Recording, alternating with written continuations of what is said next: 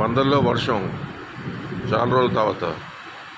బందర్లో ఎక్కువ వర్షం ఎందుకని పడుతుంటే వానదేవుని కూడా తెలుసు. ఎక్కువ వర్షం పడింది అనుకోండి మురుగు కాలువలు ఎదురుతుంటాయి. సో రోడ్లన్నీ నిండిపోతాయి. ముఖ్యంగా బస్ స్టాండ్లో కూడా నీళ్ళు నిండిపోతాయి. అందుకే ఎక్కువ వర్షం కురవకుండా 10 నిమిషాలు, పావు గంట, అరగంట కురిసి ఆగిపోతుంది. మరి మరి మచిలీపట్నం అనుకొని అంటారు.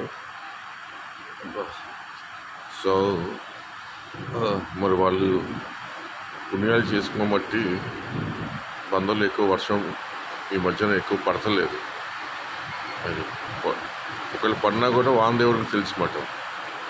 సో చాలా సమస్యలు ఉంటాయని, ఎందుకంటే మురికి బోధులు ఎదురుతుంటాయి. సో రోడ్డు మీదకి నీళ్ళు వచ్చేస్తాయి.